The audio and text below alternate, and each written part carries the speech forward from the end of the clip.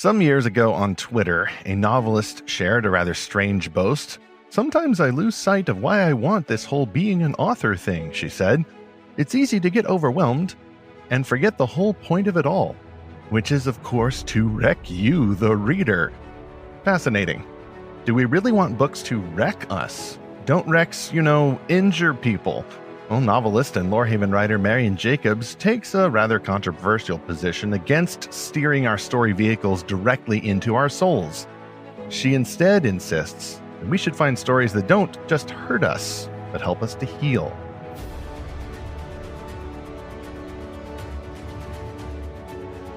Welcome again to Fantastical Truth. This podcast from Lorehaven.com helps you find the best Christian-made fantasy, science fiction, and beyond. And then we apply the meanings of these stories to the real world that our real-life author, Jesus Christ, has called us to serve. I'm Steve Burnett, and I'm blessed to publish Lorehaven. I'm also the nonfiction co-author of a book about fiction called The Pop Culture Parent. And I'm Zackary Russell, and I have been in a few car wrecks in my life, and they were not very fun things. I don't like to think about them, and it made it very hard to drive afterwards. And this is episode 83, How Can Fans Heal from Stories That Wreck Us? With Marian Jacobs. Marian has already entered the studio. I presume she had a safe ride over. How are you, Marian? I'm doing good. Great. So no wrecks, no driving mishaps at all. It's great to have you. We've been holding on to this topic for quite some time because it's one of our scary topics. And of course, we're in the middle of Spectober, Spookytober, whatever. It's a time of joy and wonder and no scary costumes at all. No witches or ghouls or goblins, just Martin Luthers and scarecrows and innocent things like clowns. And if you're joining us from the future, you're probably wondering, why are we talking about car wrecks? Because in the future, all cars will drive themselves. But this is in 2021 when people had to drive cars, and there are a few self-driving cars. But for the most part, people still crash their cars all the time. And what could possibly go wrong with AI-driven cars, as well as AI or algorithm-driven Instagram engagement, which, by the way, Marian has been known for recently as we speak. I don't know if you call that a wreck or what, but before we speak to that real quick, Marian, why don't you just introduce yourself, let everybody know how you got to Lorehaven, and, of course, what stories you've been writing recently, including one that is available for folks who sign up for your newsletter. Sure. I am Marian Jacobs and currently living in Southern California, and I've got 3 kids and married to a philosophy professor. And I write for Lorehaven. I've been writing for Lorehaven since the very beginning. I guess right. That was back in the print days, 2018. Yes. Yeah, 2018. And now I write fantastic fiction, mostly fantasy. I have a steampunk fantasy middle grade novel, appropriate for any age, really, 12 and up, which is a steampunk Pinocchio retelling, in which the Pinocchio character is an automaton. So, and that is available on my website for newsletter subscribers only. And I'm working on some other books right now and just submitting in that phase. Yeah, so that title is actually called Automated, and you can get that as a free download by subscribing to Marian's newsletter at majacobs.com.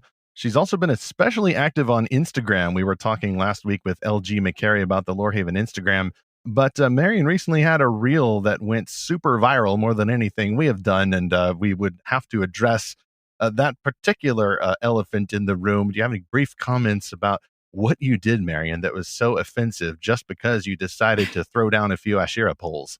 Yes. Oh my gosh. This is a topic that is, I'm really passionate about. I had a very short reel on Instagram. I don't even really make reels very often. And I said that sensual and sexual content in young adult fiction is like giving teens softcore porn. And I think we're up to tens of thousands of views at this point. Woo-wee. And just because you mentioned the phrase softcore porn. That's right. I'm sure they all agreed with you. Yeah.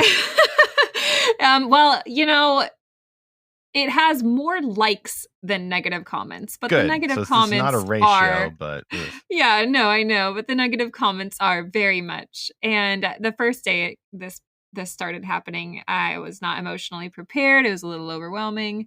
now I'm doing better now. I'm able to handle it and just mostly, for the most part, not read the comments. But the ones that I've been reading are pretty heartbreaking to see, just that people really want, to have what culture, I guess, calls is like sex positive message, for us to be sex positive for teens and not to make them feel condemned for their hormones and that sort of thing. And a lot of people have said we should give teenagers porn. Yeah, as though it's a false choice between porn or being, puritanical in an evil sense. That's right. Which is always done, that's how it's always a disingenuous argument, is when they try to characterize what you're saying as like the worst possible extreme, as opposed to their terrible extreme. That's right. But there was one comment on your I was looking through the comments there, and there's one that I thought was really good, which is, the real problem with this fiction that sexualizes teenagers is that adults read it. So then adults are thinking about children with this very sexualized framing, and that's really unhealthy for adults. This isn't just about teens. This is about all people, like, not being exploited and seeing each other in exploitative ways. Absolutely. I that was like a really profound comment. And thinking about, because even though adults are reading these stories and they're often not really actively thinking about these characters being 16.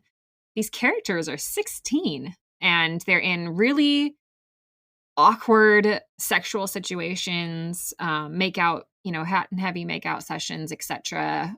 And these adults are reading it, and that's exactly right. Just thinking about these teens in ways that they should not be thinking about them, and being satisfied by reading something like that, which is just really perverse. They just need to go read I Kiss Dating Goodbye and just kiss all night. Oh, you had to go there. Well, Marian touched two third rails at once. Interestingly, as we record, there have been two main controversies in at least American news. One of them is the general opposition of many parents at public school board meetings, including but not limited to this kind of fiction that exposes younger readers to all kinds of sexual themes, and I would wager even sexual perversions, normalizing this kind of material as endorsed by public school teachers or public school leaders. And that crosses over into political issues, but really it's a social issue, is how are we supposed to teach our children to engage with these ideas? Yes, they're in the world, but should parents be permitted, and I think they should, to talk about this stuff out loud and in public without being labeled as bigots or haters or terrorists or anything like that. The other third rail is the social media opposition that is increasing. Some people, at least one person, has been going to the U.S. Congress and saying all at once, Facebook and Instagram, because Facebook owns Instagram, they're contributing to this toxic body or beauty images, particularly among girls who use these services. And from there, this person and her supporters are going and saying, well, this means that we need to crack down on certain political ideologies and fake news. Like, wait a minute, you just jumped from one theme to the other. It's a complete apples and oranges comparison. Like, where do you get from that to the other? And I'm thinking back here, like, okay, maybe there are hazards about social media. Maybe social media and these kinds of YA books can wreck people, which is what we're going to get into in this episode. But apart from the issue of whether you need rules at the federal or state level to deal with these things, are we going to talk about the exact ways that it wrecks people? Or are we just going to kind of hover over that issue and imply that we already know the solution? I think we know just exactly the direction that our leaders are going to go. Hover over the issue and not talk about specifics. How do these people get wrecked? What is this doing to their expectations for sex and emotions and body image and all of this? So we're going to plunge into that topic now. By the way, get those links to Marian's Instagram reel and anything else, several articles that she's made. We will put those in the show notes. We're also going to talk briefly about sponsor one for this episode. It is returning champion Andrew J. Chamberlain. He's written a science fiction novel called The Centauri Survivors, and I'm going to quickly read the description here. When a habitable planet is discovered just 4 light years from Earth, governments and private corporations rush to build a ship to take the first humans there. But only a few of the colonists wake up from cryosleep after the 60-year journey, and as their ship comes into orbit around the new planet, they find themselves surrounded by death. As the survivors scramble to make sense of what has happened, they find their own lives under threat, and pursued by their enemies, they escape to the surface of the new planet. Caught between their human adversaries and whatever the planet throws at them, the survivors fight to stay alive as circumstances drive them towards a final deadly confrontation. This is book 1 of the Centauri Sequence series. One reader praises it by saying, "This gripping piece of fiction is well written and worth recommending." You can find the cover and more information, including purchase links, in our show notes for this episode, episode 83, or go to lorehaven.com/podcast sponsors. That leads to my first question for Marian, which is one we ask of every guest. Marian, how did you first discover biblical truth and fantastical fiction, which is really just a long way of saying, when did you accept Aslan as your Lord and Savior? That's a great question. And I think, I don't know, my answer might be slightly unusual. I think you got to say Narnia. That's the rules. Oh, well, hang on. I'm what? Amazing.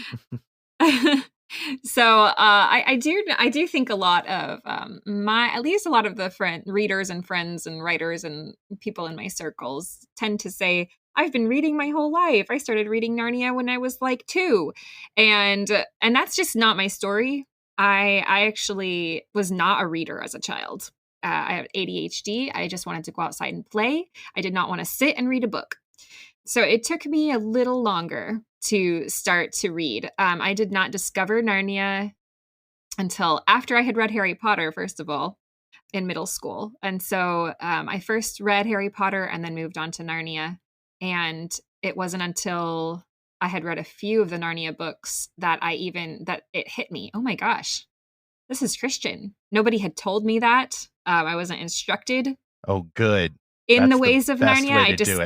I discovered it all on my own. So I was probably late middle school when that happened. And then, of course, after Narnia, I read even more. So awesome. And now you're also creating these stories, including but not limited to Automated, which is the one you can get by subscribing to your newsletter. What led you to try to create these kinds of stories on your own, which is partly how we got connected through Realm Makers? And what's next for you as you're forging forward, looking for publishers and seeing what other images come to your imagination? Yeah. So originally I started writing poetry and a little bit of creative writing, like short stories, in middle school, around that same time that I started reading more. But I was never really encouraged in it. No one ever told me that I was particularly good at it. And I had a few other things that I was encouraged in, mainly like performing arts. And so I kind of dropped it after a little while, and I didn't pick up writing again until after my second child was born. I think that was in 2014, I want to say. So I just thought, I really miss writing stories and creative writing. I think I'm just going to write some short stories. So I started writing short stories, and I think I wrote one, and I was like, this isn't going to work. I need to write books. So I jumped into it pretty quickly, which I am very spontaneous and impetuous. So it didn't take long for me to be like, I'm just going to be a novelist. Boom. So you mentioned the performing arts. Did you ever write any plays? Only when forced to. I was a theater major in college, so I did take a script writing class. But other than that, no, I have not. And when you said that you discovered on your own that Narnia was a Christian allegory and had Christian themes in it, was there one particular thing that really stood out to you, or was there what was the first thing that you noticed? Yeah, definitely just Aslan and the stone table was the most obvious thing. And once that clicked in my brain, I saw it all. So you're approaching these topics not just as a creator, but clearly as a fan of these kinds of stories. You and Timothy have 3 children, so your charge from the Lord is not just to make stories, but also to enjoy stories as an individual. Mm-hmm. And then also as a mom, you've been looking for stories that your kids can enjoy, which as all three, as fan, as creator, and as a mother, your job is to practice some discernment, which has led to a lot of your articles at Lorehaven. They're focusing on the themes of discerning the content of these stories, which of course is a topic of interest to me with the pop culture parent. Like it's an adjunct mission to this goal of exploring fantastic fiction. We are supposed to, as Christians, discern stuff which can lead to some scary conversations. And you, dear sister, go straight in there. And I really appreciate that because your perspective is one that we need. It needs to challenge us, and we need to think about these things. And that leads to my second question about these 2 articles you wrote for Lorehaven. What experiences and stories led you to explore hurtful and healing fiction? Our big topic now, inspired by your articles, No, Stories Should Not Wreck You, the Reader. And then the sequel, which we published not too long ago, Yes, Stories Should Help Heal You, the Reader. Yeah, so in order to answer that question, I have to back up a little bit to go back to what we were saying about just my family and my husband and what we do, like our mission as a family. Like I said before, my husband is a philosophy professor. And one of the ways that we even decided to get married was because we like to sit and talk and think together, to talk about ethics and to talk about discernment and to sit down and watch a movie and just tear it to pieces. And some people are like, why are you doing that? That takes all the fun out of it. But no, that is the fun of it. That is the fun. Amen. Amen. Preach. And so, but yeah, we just have a deep desire to love wisdom, to love truth, and to love the truth of Scripture, the wisdom found in Scripture, just more than anything, even more than the story itself, to help our children discern what is wise, what is true, and to see that in stories is just, it's definitely a family calling. So what leads me into this is just having a desire to communicate truth and wisdom and virtue in the classical sense of the word, meaning the fruit of the Spirit.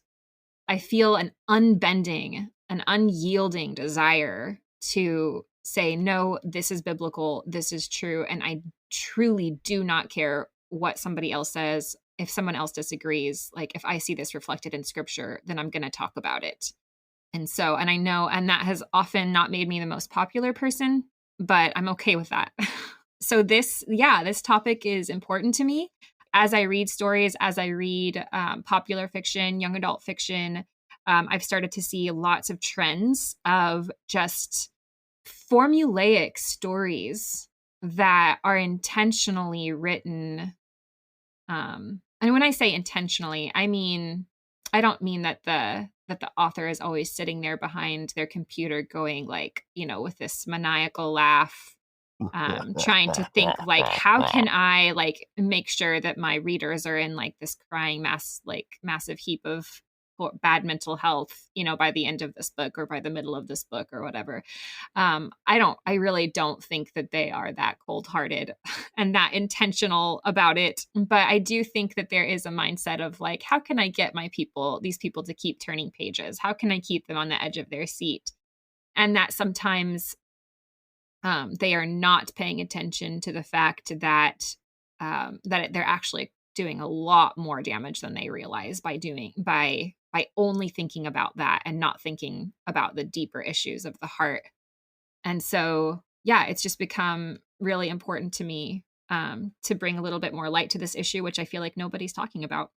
Well, there was one author who specifically tipped her hand. Maybe she did not mean to be hostile or to wreck the reader, but the author whose tweet, I believe, that inspired your first article did actually use that phrase. We're actually doing that as a direct quote in this title, that wreck you, the reader.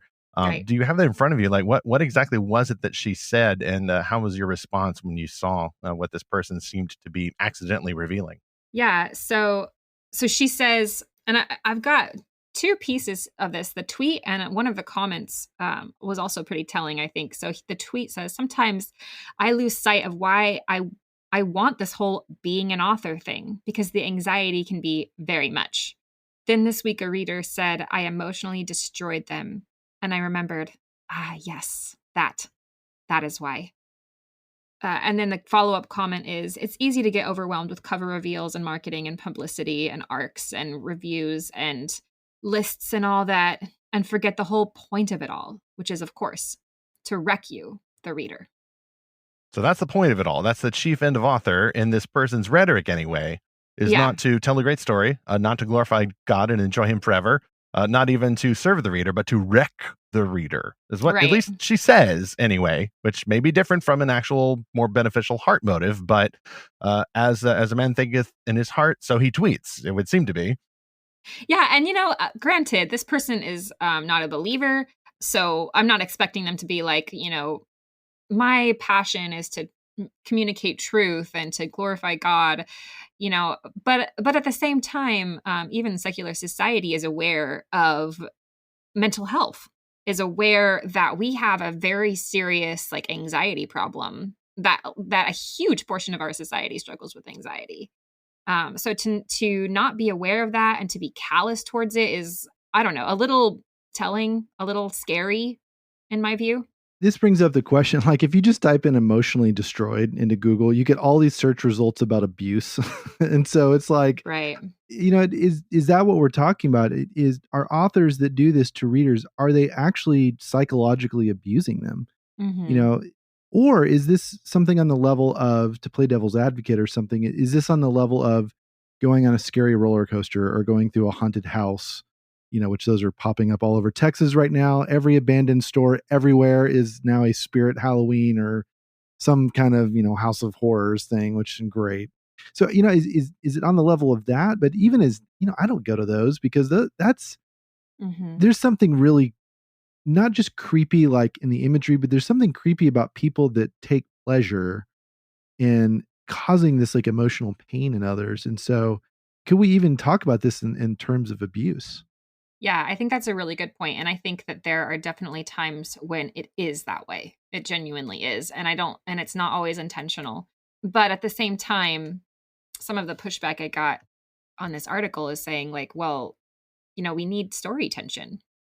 How can you write a story without story tension? And it sounds like this is just something that you struggle with, and this isn't something that a bunch of people struggle with, and to each his own. And there's some truth in that, is that somebody has to be able to sit down and read and open a book and say, I can't handle this right now. There's nothing wrong with this story, but I can't handle this right now. And to know themselves, to know their own limits. But like you're saying, that's not going to be the case. There are books where you pick it up and you realize this person is genuinely just trying to hurt me. Mm-hmm. So, and yeah, I think that depending on the level of it, depending on the severity, you could categorize that as an abuse of your readers.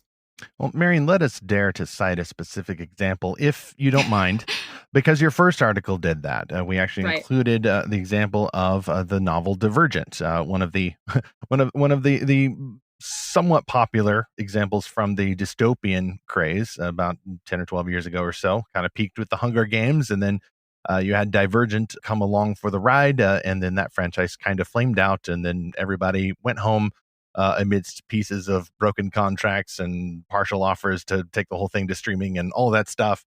I've not read Divergent. Yeah, no, I've not read it. I read The Hunger Games, which I don't know whether this would count as an example, but you were specifically exploring that novel as what seemed to be an example of this kind of not just tension, because of course every story must have conflict and tension if it's to be realistic. Our real world has that, but tension for its own sake. How would you read that book as an example of what you're talking about? Yeah. Well, really quick, just to touch on the Hunger Games really quick. I would say that the Hunger Games is definitely less severe in this category, but I would still say that it kind of fits a bit more in a macro sense and less in like a page to page sense. Since the Hunger Games, especially the last book, is a very much nothing good happens and only bad things happen through most of the book. And then in the end, any kind of happiness that you're left with is very minimal. And not only that, but the character that Katniss was trying to save, and I don't want to put in spoilers here, but let's just say the character that Katniss was attempting to save ends up dying in the end of the third book. So it really feels that a lot of what the point was lost in all of that. It was not done in any way that was meant to bring healing. There was just a lot of pain, and the little bit of healing that is left at the end is a little bit like putting a Band-Aid on an open wound. And that's really what we're talking about again is right. not pain, is not character suffering. You're not saying, oh, this is wrong. You're not advocating for some sort of G-rated, cleaned up, sentimentalist world. We were talking some about this in our last episode with L.G. McCarey. So this episode is actually kind of a spiritual sequel to that, but it's more about questioning this tension that exists for its own sake, with reveling in the tragedy, reveling in the pain and the suffering and the angst, without not just a clean, wrapped up, tidy, happy ending, but denying, almost tearing down, wrecking the happy ending. Right. Yeah. And I mean, I am a little bit more generous with the Hunger Games, even though I don't like the books. I don't recommend the books. But I don't think that they are as bad as some other books. I think that Divergent, it's difficult to talk about this because Divergent does have a huge fan base. I have gotten a lot of flack about talking about it. I've had people specifically say that Veronica Roth did not intend to hurt anybody. I guess there were complaints about what she did with the ending of her book, which I don't really mind spoiling this since I really don't encourage anybody to read it because so I don't mind saying that the main character dies in the end. So a lot of people were saying, what were you trying to do? Or, you hurt me, you hurt us. And she just really said, I didn't mean to hurt anybody. And I think that's true. I believe her. I don't think she meant to hurt anybody. I don't think she was sitting there. Like I said, I don't think she was sitting there behind her computer, like laughing maniacally, trying to rip people apart. I think it was likely done unconsciously. But although that is true, and although I grant it to her, it was still done, And so Divergent is a good example for this topic, since it's not just the macro level of wreckage, it's also the micro. It's a page to page kind of wrecking. And what I mean is there's a formulaic way that authors are often taught to write, which you can see very clearly in the way that she's introducing characters, or having events unfold, or having the way that characters are speaking to each other. And what I mean is oftentimes she might introduce a new character, and then that character would become lovable. You would grow emotionally attached to the character, and then they would either turn evil or die soon after that. Wow. And then, so it really I felt quite intentional of, let's make this character lovable because I'm about to do something hard with them. On top of that, there was the romantic relationship between Triss and the male love interest, 4. And his name was 4, right? His name was 4. Just to clarify that. Because reasons. Because reasons. Yeah. So between them, you have this dynamic of they're in love. It was a quick thing. Not only is it their relationship, I think, is like overly sexy and sensual pretty much throughout the entire thing. The kind of thing that's like, let's squeeze into tight spaces so that we're forced to touch each other kind of, dynamic. Oh no, it's so cold outside. The only way to survive is to sleep together. Yeah, nothing happened, but everything happened. I feel like that's just, I don't know. Trap. Squeezing into tight spaces is like a little bit of a cliche in my mind, but that type of dynamic. But you have this guy that keeps saying, please stop putting yourself in danger. You're going to die and I can't live without you. And he would repeat this mantra over and over and over again. Please stop putting yourself in danger. You're going to die. I can't live without you.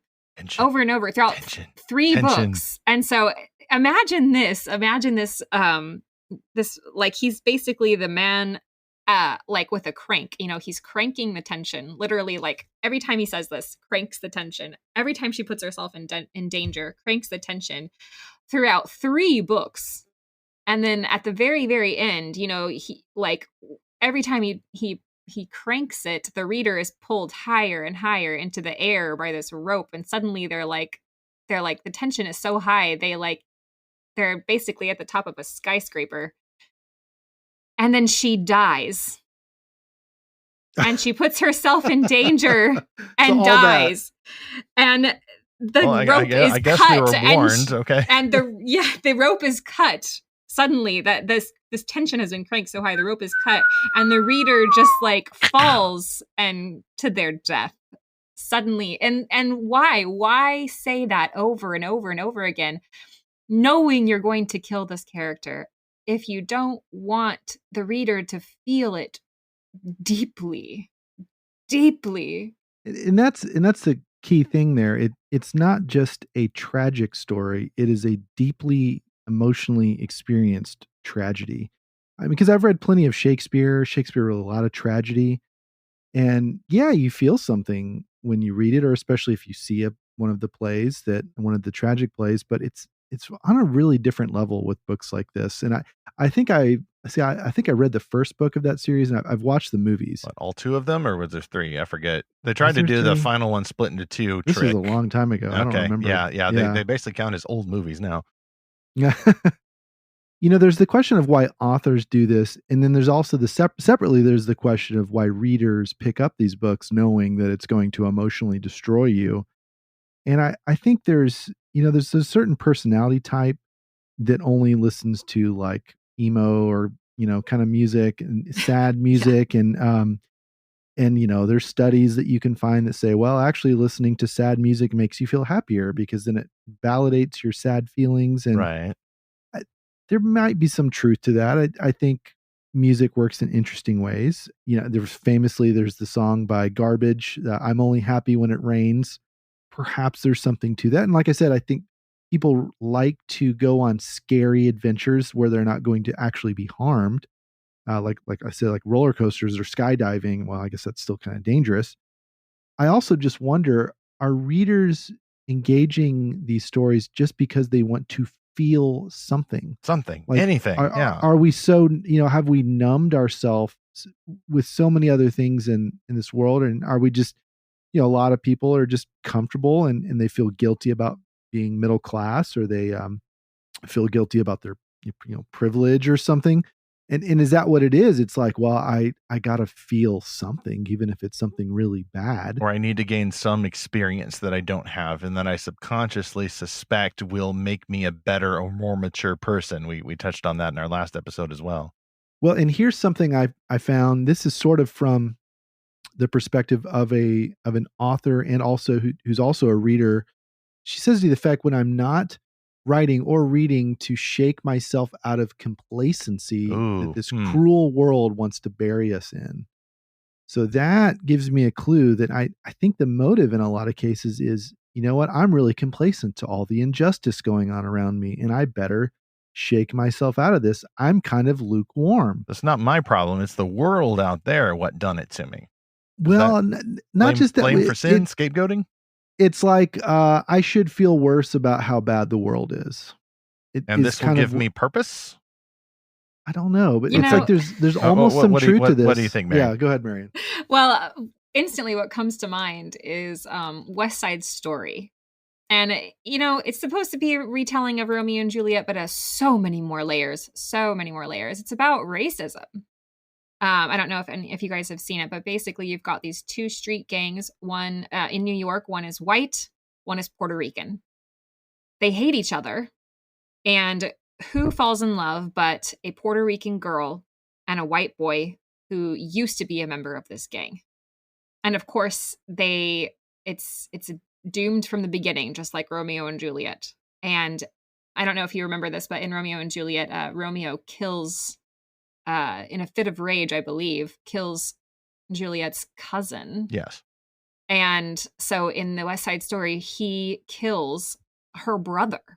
And just in a fit of rage, I didn't mean to. I'm so sorry.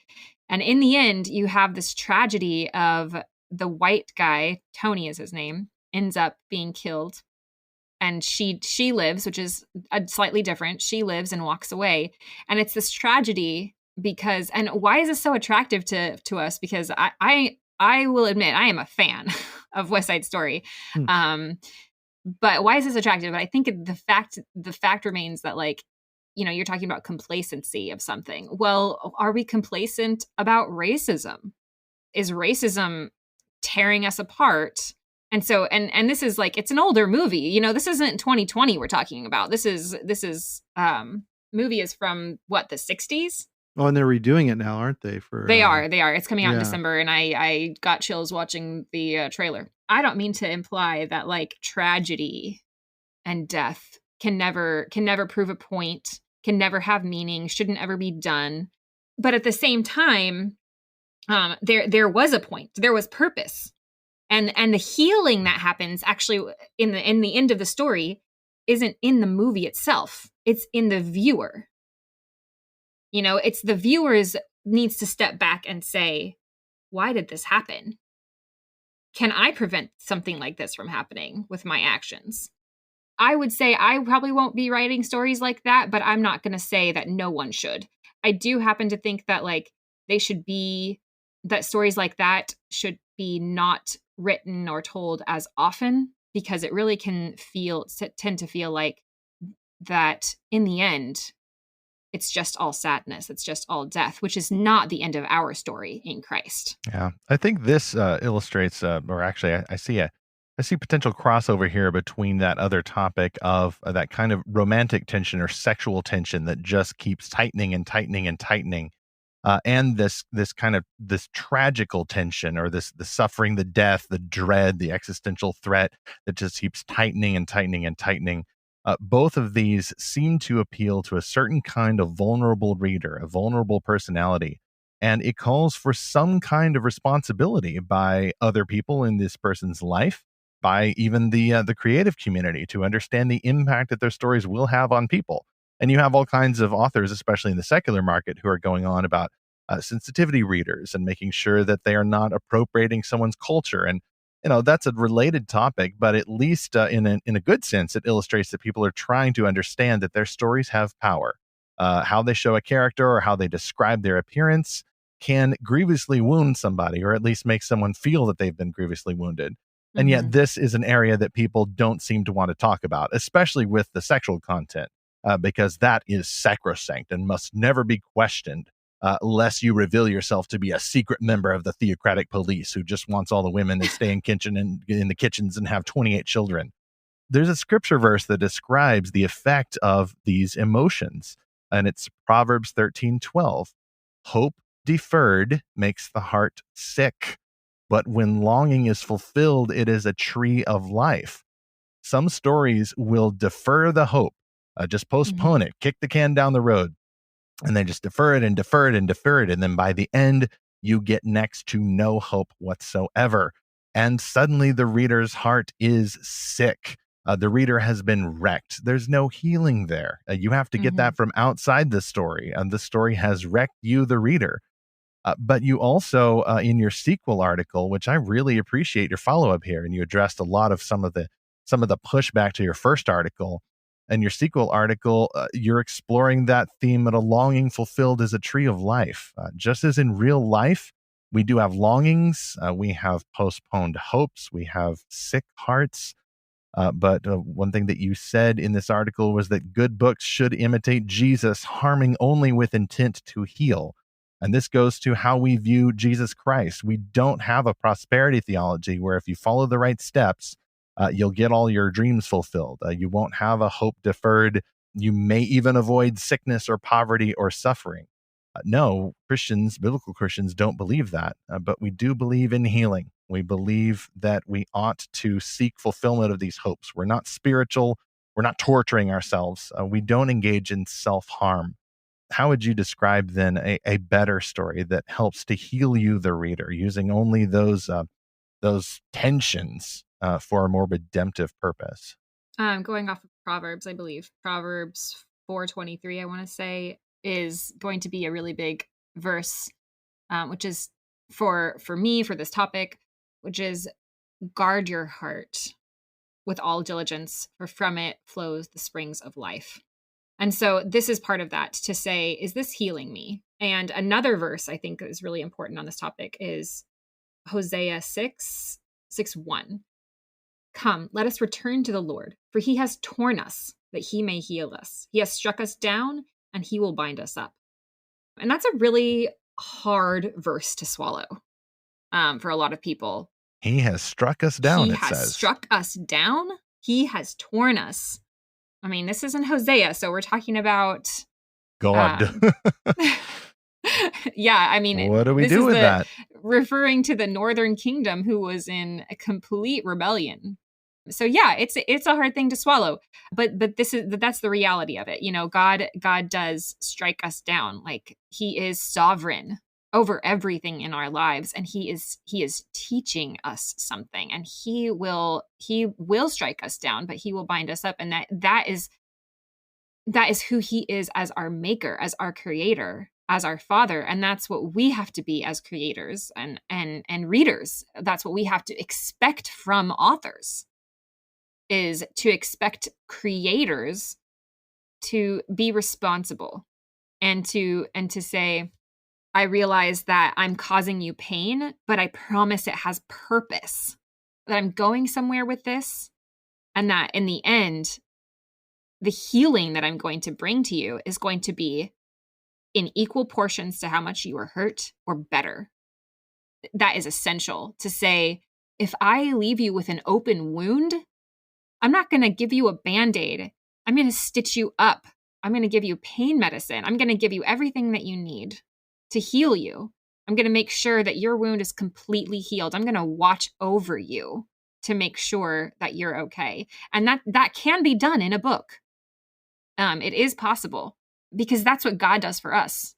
Even if that isn't being done in this life, our suffering is storing up treasure in heaven, and we will be healed. He will wipe away every tear from our eyes. And that is the end of the story. And I think that should be the end of our stories. That, yes, okay, sometimes we need to have a lot of tension, but it's not purposeless. It's not chaos. It's not just to get people to turn pages. It is for the intent to teach, to instruct, and to tell someone something true about the nature of reality. I think you draw a clear line there about, is there purpose to the suffering? You know, or like you said, or is it just chaotic suffering that seems to serve no purpose? And then likewise, is the healing that a story provides, is it restorative? Mm-hmm. You know, or is this whole process just manipulative? Because, you know, I can hear the objections, okay, of non-believers to this verse. Like, so God is going to strike us down just to heal us? Like, you know, is this an emotionally abusive tactic? You know, there is a similar tactic that abusers will use, and it's probably most famously illustrated by, I believe it was Joseph Stalin. He took a chicken, okay, and he plucked all the feathers off this chicken, putting it through horrible pain. And then he held out his hand with chicken feed, and the chicken ate from his hand. And he said, humans are no different. Mm. So, like, you know, you can torture and abuse and severely harm people, but as long as you give them what they need, they will come back to you and you can control them. And that was his whole purpose. Wow. It was to have power and control over people. And I sometimes wonder if that's what some of these books are doing. Yeah. Is it just trying to gain some sort of psychological control over people? Whereas what we read in Hosea is so that he can bind us up and revive us and raise us up that we may live. The real truth is that there is something really rotten inside of all of us because of the innate sinful nature. There's something that has to die. There's something, you know, not everything in us is holy. Yeah. And not every attitude we have is healthy. You know, God has to, like a surgeon, go in and remove these things, and he typically does that through suffering. But it's not an end to itself, and it's not just to get power or something over us. It's so that we would be revived and actually healed, and not just superficially healed. It's so that we can actually live and have a fullness of life. And so I think maybe that's a good litmus test to look at with stories is the whole point of this process that I'm going through in this. Because I've read and watched a ton of really hard stories, but is the process I'm going through a ultimately helpful process where I feel actually better at the end and not just superficially better? Does it actually play a role in having more abundant life? People tend to underestimate just how powerful these stories are to do that, to be able to heal us, to be able to accomplish that. But like Stephen said earlier, like, are we running a car into our souls? The thing is that every story gets into your heart. If it is, especially if it's a well-written story that you just deeply love and it's not something, well, like, that's forgettable. There's something about a book more than a movie that is just going to get under your skin, into your heart, into your soul. And I feel like all readers know this, because they just love it. The reason that they keep going back to a book instead of just watching TV, instead of reading a book, is because they know on some level that, like, this makes me feel deeply, more so than when I sit down to watch TV. And so to play lightly, to handle these things lightly, and like that they don't really affect me, is just childish and naive, in my opinion. Yeah, the responsibility, I think, does ultimately rest with the readers. Readers need to understand their own feelings. They need not to idolize their own feelings. And readers, especially just as individuals, before we even talk about books or stories or whatever, readers need to be aware of their own minds. Like, part of what my wife and I have done getting into foster care is just doing even some popular level training about how the human mind develops, and then what happens when a child from a trauma background or family breakup or poverty or suffering or whatever, this rewrites the mental pathways. It's called neuroplasticity. When a child is growing up, the mind is more pliable, like even down to the material level. There are different connections that get formed by the different experiences that people have. And even just talking about this topic, I think, helps us to know ourselves, to realize, wait a minute, I may be vulnerable in this area. Like, maybe I ought not read this story because it seems designed to manipulate me into feeling this tension for tension's own sake, for feeling's own sake. And we'll get to that in just a moment. That kind of responsibility also leads us to the segue to sponsor number 2 for this podcast, which is once again the Novel Marketing Podcast sponsoring this episode. We've enjoyed Thomas Umstattd Jr.'s exploration into the more production side of these stories. Fantastical Truth is for fans who are enjoying these stories after they're made. Novel Marketing from Author Media is about how you make these stories. And one of our favorite episodes from Thomas is the 10 Commandments of Book Marketing. And number 5 of that series is, "Thou shalt not dig thy well whilst thou art thirsty." I almost mangled the KJV there, assuming it hasn't been pre-mangled. This step of the 10 Commandments is mainly about how authors can feel desperate. They may jump for the quick fix or the marketing course or whatever, and try to find that kind of success very quickly. Maybe by following a formula that is constantly building the tension on each page without that redemptive end that actually helps readers heal by the end. That's my thought. Thomas's thought here is to encourage authors to pace themselves, invest conservatively, create a budget and stick to it, and get a job. You don't expect to suddenly earn a full-time living from the stories you're creating as an author. Lots of opportunities abound to find writing or editing work out there, so you can still stick close to the writing discipline. But that is his encouragement. And of course, Author Media includes many resources for that in addition to the Novel Marketing Podcast. You can find more, as usual, in the show notes for this episode 83, or go to our always on page for podcast sponsors, lorehaven.com/podcast sponsors. So back then to our main subject, Marian, after your articles, the first one about no, don't wreck the reader. This isn't good. This isn't healthy.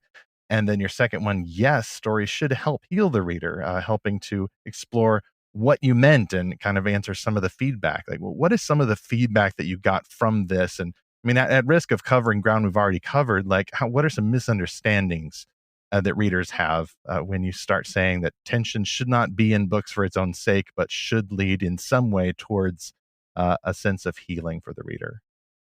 Yeah, I am. Some of it I've mentioned before. Just people thinking that I was trying to communicate we shouldn't have very much tension at all, which is why I wrote the second one to say, well, that's not really what I meant.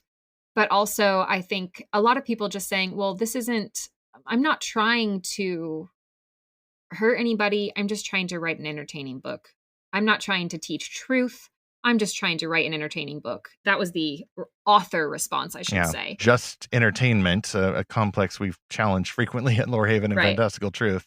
Yes. So I don't know too much about reader response, but I would say that overall there is a mindset both with readers as well to say, I'm not reading this book in order to be taught something or to be educated. I'm reading this book to be entertained. I'm not reading it to figure out what's true and what's not true. And here's the problem with that. I don't think that there is a book out there that isn't trying to communicate something true, whether they know it or not. And that's why I think relativism eventually falls apart, is because people who think that they're relativists aren't really.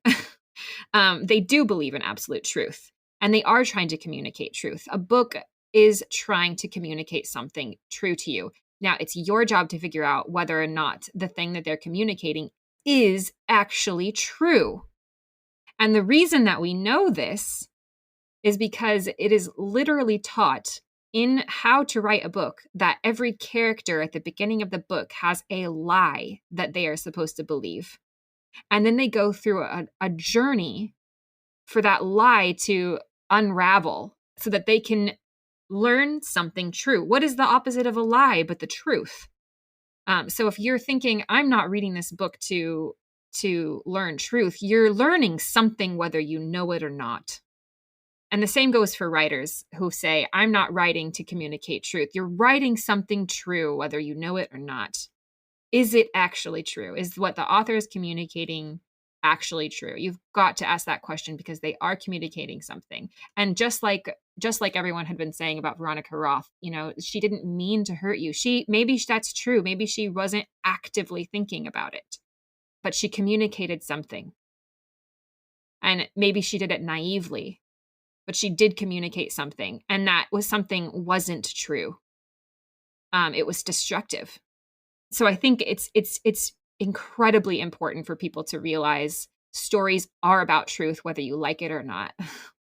I realized what it is, Marian, about the Divergent series that was so hurtful to people was not simply the tension, but it was the sense of betrayal that you felt at the end. Yeah. You thought because of the way this is being set up that Four is going to save Triss or keep her out of danger or maybe sacrifice himself. But then she just dies. And so that feels, it feels like a bit like a bait and switch of what you expect to have happen. And okay, a lot of people look at that like, oh, what a plot twist. Wow, I never saw that coming. And a similar thing happened with the TV show 24 with Kiefer Sutherland. And so I'm going to spoil season 1. So if you don't want to hear the spoilers, skip. But season 1 is all about Jack Bauer's wife and daughter being kidnapped for these terrorists to get leverage over him and force him to assassinate the president. And, he works for this counterterrorism agency. And so he's supposed to be protecting the president. And so the whole season is about him trying to not assassinate the president while at the same time doing everything else he has to do to stay alive or keep his loved ones alive. And then what do you think happens at the end? Well, he does actually save the president, but then his wife dies. Wow. Like in the very last second of the series. And, and it's like the whole series is about like this minute to minute thing. And it's supposed to take place exactly over 24 hours. And so literally the last minute is his wife dies. And then that's it. Roll credits. And, and everyone was just like, whoa, oh my gosh, like what a plot twist. But it's like, yeah, I kind of don't like that. I mean, it was shocking, and that sort of set the tone for the rest of, that series. But there's something about that sense of betrayal that I think that's really what we're talking about here. Yeah, absolutely. And this is something I say a lot, which is that you don't have to trust an author. You don't have to trust them. And picking up a book, there's some level of trust in picking up a book and you don't know the author. But hold that in suspense. Hold trust and suspense, because trust is something that is earned. And if over the course of a book, you begin to distrust them at the end of the book, if you realize they're not trustworthy, then just don't go back. And that's okay. And it's okay to not finish a book. It's okay to not finish a series. Yeah. Amen. Yeah, that's the job of the reader, especially the Christian reader. Their job is not to just be entertained. Their job is not to do anything to help them feel, even if it's a negative feeling. That way lies some really dark stuff. I don't think it's great to practice that in terms of your fiction preferences any more than it would be to damage your own body. That goes back to our earlier mention of the issue of what messages are spreading on social media about beauty and body image and such. Like there's some real darkness there. Definitely predates the social media age, but you get these social contagions that can spread, and that would take us pretty far afield. Christian fans are responsible for making sure that they don't go in that direction, that they value themselves as Christ values them. He will not hurt you without intent to heal. His hurt is for your good. You are eventually going to be a resurrected saint who's beyond all suffering and pain and tension for its own sake. That's the real world.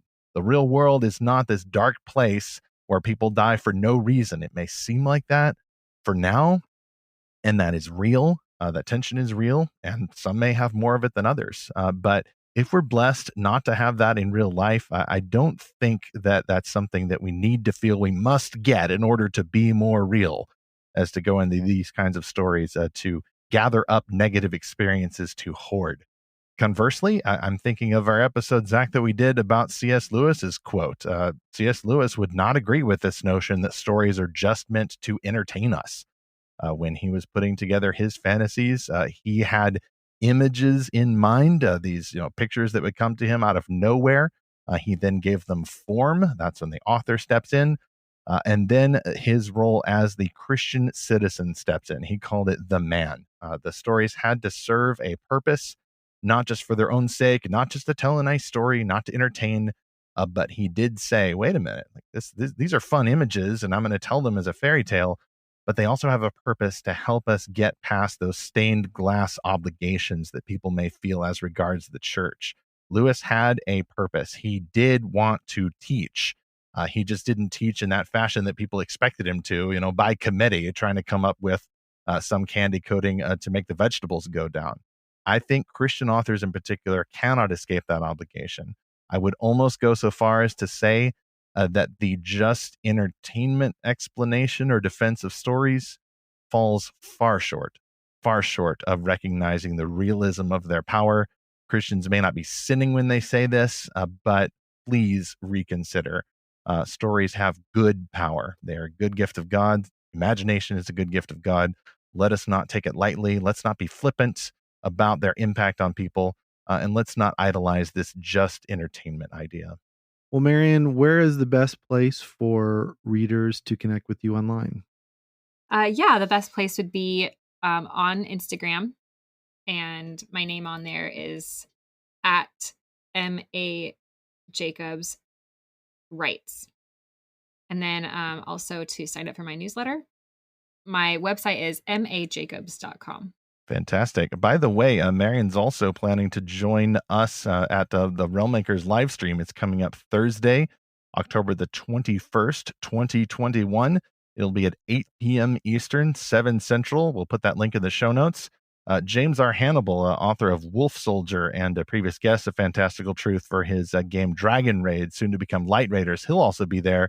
And Marian's planning to be there. And we're going to explore kind of another spiritual sequel to this topic, which is the most dangerous dragons in YA fantasy. Woo!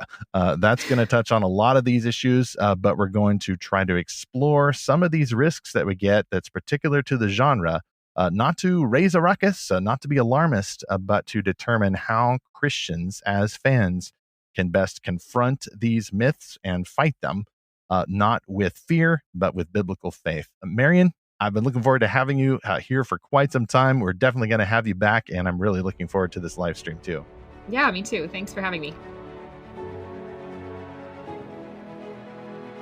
All right, well, let's head over to the comm station and hear from the Fantastic fans. Autumn Grayson wrote about episode 82, quote, "When I hear them," and she's talking about me and Steven, "when I hear them talk about church back home syndrome, it seems that they're more so trying to point out the unreasonable or toxic reactions that people might have in reaction to their church back home. Like if the person automatically thinks it's a good idea to just do things the opposite of their church back home instead of having a nuanced view that makes decisions based on what actually works and what doesn't. Or there's some people that act like all of Christianity or every church is exactly like the church back home, even when that's obviously not true. It's good to point out problems that are there and have reasonable discussions and debates about them. That doesn't mean ignoring times when people have unhealthy reactions to the church too. It's hard to fix problems if we hammer really hard on one side and are completely forced to ignore the other." End quote. Autumn, I really appreciate that comment. You touch on something that I've been very concerned about in the last year, which is that a lot of people are using these stories of abusive pastors or dysfunctional churches to really shut out any sort of acknowledgement that there are healthy churches and healthy pastors, because indeed we follow the healer of all healers, Jesus Christ. And I think a lot of people are using these experiences as a shield to keep out Jesus from their own life and to push away healthy fellowship and necessary fellowship. So much of these deconversion stories and deconstruction things, it's gotten very unhealthy and very unhelpful. And frankly, it's being used like a bludgeon against a lot of Christians that are just average, ordinary Christians. And they're getting kind of lumped all together with these, honestly, criminals that are wolves in sheep's clothing that should be called out. But most of the people in church are sheep, not wolves. So thanks for writing that. I really appreciate that comment. Amen to that. This tendency has been going on for quite some time. I would wager going all the way back to church history. But a friend of mine once coined a term for that. He called it hate watching the church. And this actually does rhyme with our topic for this episode. This idea of sinking so deep into all the nastiness, all the negativity, the tension of there's bad churches out there. And they're going to hurt you. They're going to get you. They're going to make you mentally sick. All of that is a truth. There are bad churches. There are abusive pastors. There are mental health issues, as we were talking about with L.G. McCary in that episode. But that is not the whole truth. In Christ, we are supposed to seek the whole truth. And the whole truth includes not just all these wrecks of churches or wrecks of emotions that go on from these stories, but the whole truth also includes healing. You cannot get the whole gospel. You cannot live in the real world that God is authoring unless you recognize that healing. And so I really appreciate Autumn, you recognizing that. Other readers, other listeners, I want to hear from you about this. Like, how have you maybe dealt with stories that attempt to wreck you emotionally without that hope of healing? And then maybe what are some of the best stories that you've read that helped you go through some of those tensions, but with a grand finale that helped you see a greater picture of the universe where we don't just get pain, but we also get healing in Christ. So you can email us at podcast@lorehaven.com. Find us on the Instagram at Lorehaven there. We're also hoping to do an event for Narnia Day coming up Saturday, October 16th. So stay tuned to our Instagram and other social media feeds. You can also find Lorehaven on Facebook and at Lorehaven on Twitter. Also go to the site and subscribe right there at lorehaven.com. We have all kinds of articles every week, as well as the Tuesday podcast episodes and Friday reviews. Like this one, we did just put that up on Friday for L.G. McCary's novel, That Pale Host, the subject of episode 82, in which we said, that pale host slips through the walls of time, exposing spectral groanings too deep for words and the hope of healing that often lingers just out of reach, end quote. I will own that sentence. I did write it. I will out myself as a part-time member of the review team. And I was thinking about this very conversation coming up with Marian. I think that this story is a good example of tension on every page, and yet a real and final-ish healing by the end. There are good guys throughout the book who stay good. They're not going to turn on you. The author doesn't turn on you any more than these characters do. And yet there are also some betrayals. There's a real bad Christian social drama going on here, and ghosts and all the things but by the end, it is for the purpose of redemption. And that's what I think, to some extent, every Christian-made story does need to be about. That's a scary topic, though, and you'll find more scary shares going on throughout October, not just topics from the podcast, but also from the archives at Lorehaven. So make sure you subscribe at lorehaven.com and get all that scary exploration. Next on Fantastical Truth, Christian fiction is also cringe and cheesy. Well, so many critics have said over the years, but one author is now challenging this line, and it is Daniel Silliman, a Christianity Today news editor. He's also the author of the newly released nonfiction book called Reading Evangelicals. In that book, he goes over 5 very popular Christian fiction titles, including 3 fantastical novels, This Present Darkness, Left Behind, and The Shack. And Daniel is planning to join us to explore big questions, more scary questions like, why did Christian readers love these books? And how did they change evangelicals' imaginations and help build our communities? Meanwhile, the application writes itself. If you are stuck in these tension-building books that are playing with your emotions and even threatening to wreck you for no reason, you're under no obligation to owe that author your trust. To help take care of yourself and to glorify Jesus, you can put that book down if you need to, and try to find stories that may have plenty of tension and conflict, just like real life, but that also do a better job pointing you toward that ultimate healing that we find only in Jesus Christ as we continue to seek and find his fantastical truth.